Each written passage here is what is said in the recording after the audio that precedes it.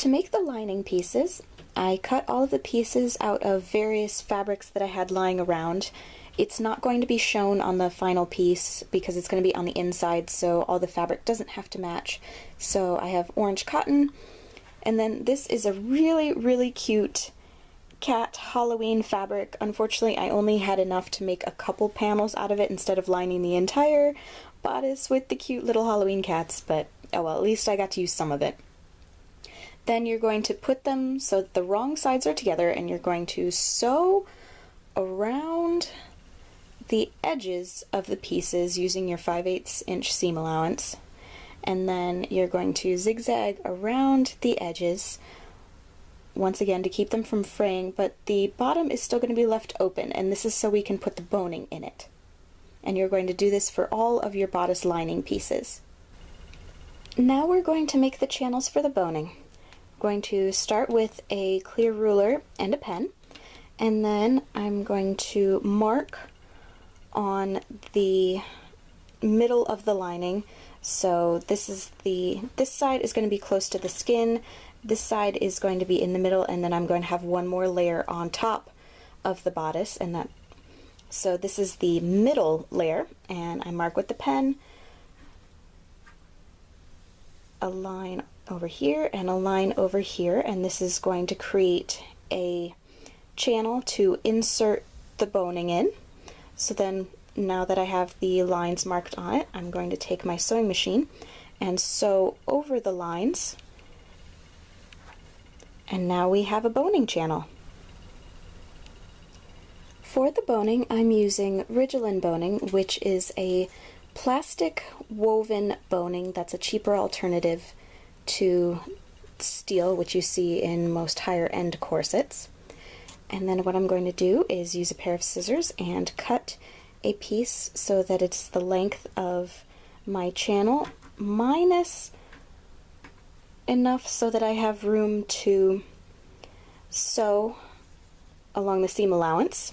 And the nice thing about Ridgelin is that it is woven, so if the needle goes through it, it's not terrible. But also because it's woven, it means that the boning itself can fray.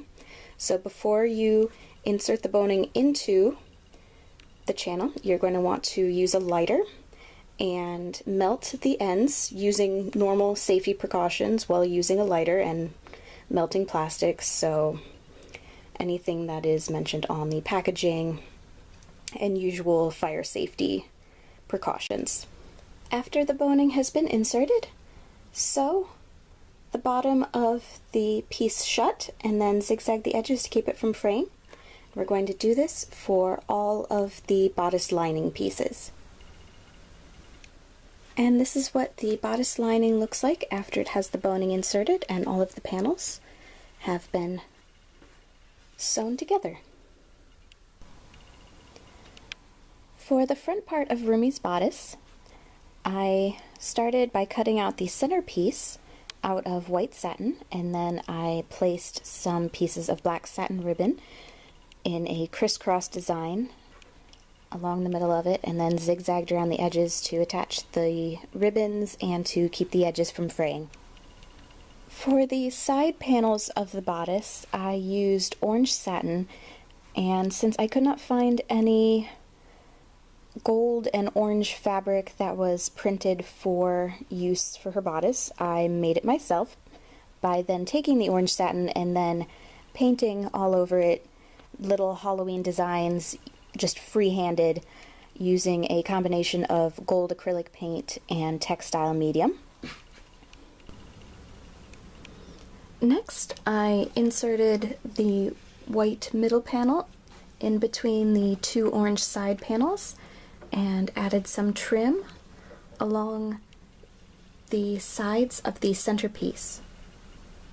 Next, put the lining and the front of the bodice right sides together, and then we're going to sew them together along the sides, across the top, and down the other side, and we're going to leave the bottom open.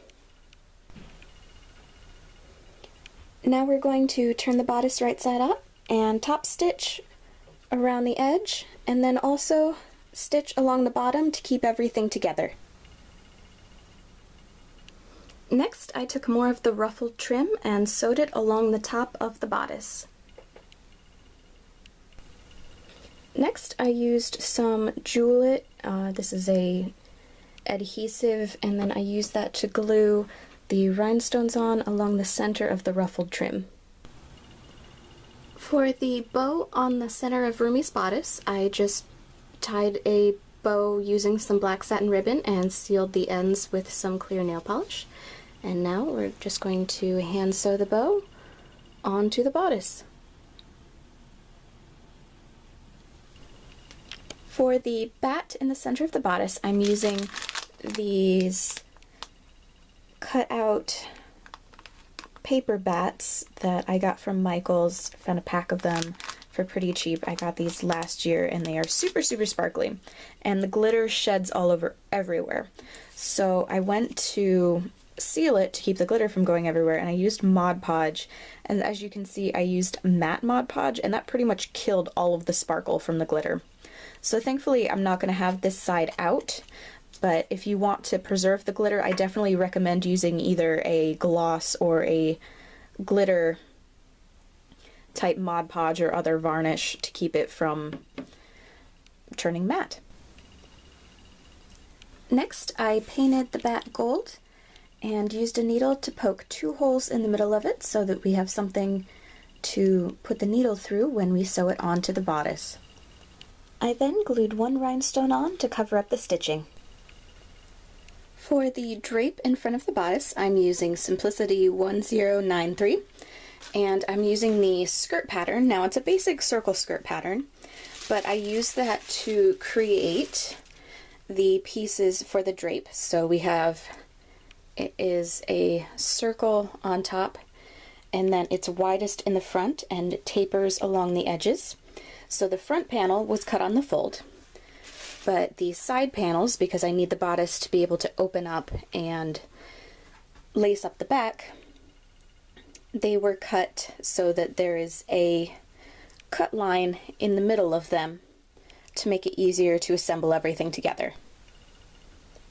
Now we're going to take all of our orange satin drape pieces and zigzag around the edges to keep them from fraying. Place the satin pieces right side together, and now we're going to sew them together along the tops. Next, I did a rolled hem along the bottom of the drape piece and up the back. Then I took some gold paint mixed with textile medium and used that to paint the Halloween design onto the sash part. For the trim along the bottom of the drape, I pleated some more satin ribbon, except instead of sewing along the edge, we are going to sew it along the middle. Then take one side of the pleated trim and fold it over to create a rolled hem. We're not going to do this, rolled hem. We're not going to do this on the other side of the ribbon because once it's gone around the drape piece, there's probably going to be a little bit that's going to need to be chopped off anyways, so we'll hem that side when we get done attaching it to the drape. Then I sewed the pleated trim onto the bottom of the drape. For the pumpkin on the side of the dress, I'm using a knitted pumpkin. My mom actually made this one as a Halloween decoration because I wanted a pumpkin that would be easy to sew onto the dress. You could either make your own knitted pumpkin, or Joann Fabrics has a whole bunch of fabric and assorted soft material pumpkins that you could easily sew onto your gown. To make the pumpkin vine, I took some tan leather cord and wrapped it around a cardboard paper towel tube and then wet it. And now we're just going to wait for it to dry and for the spiral to set in.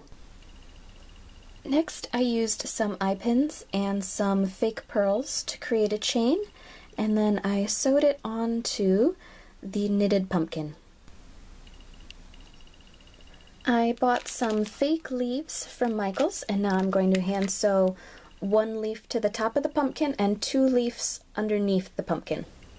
Next, I sewed the drape piece onto the bodice, and now I took my knitted pumpkin and more of the leaves and another black and white striped ribbon and the leather from earlier and some fake flowers, and now I'm just pinning everything onto the dress form to see where I want it to go for guidelines before I hand sew everything onto the bodice. Next, I added some eyelets along the back of the bodice. To make the modesty panel for the back of the bodice, start by cutting out a rectangle out of orange satin, and now we're going to zigzag around the edges.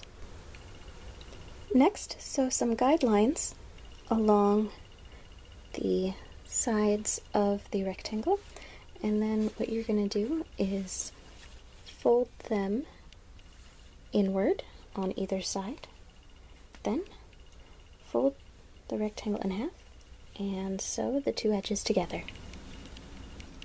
Turn the tube right side out and sew the holes closed. Next, sew the modesty panel to the bodice, making sure to leave enough room so that the laces can be laced up on one side. And that's how you make a modesty panel. For the feathery portion on the back of her dress, I started by cutting out a kind of crown-shaped piece out of glitter organza, and then went around the edges using some clear nail polish to keep it from fraying. Next, I gathered up the flat end of the piece, and now I'm going to hand sew it onto the bodice.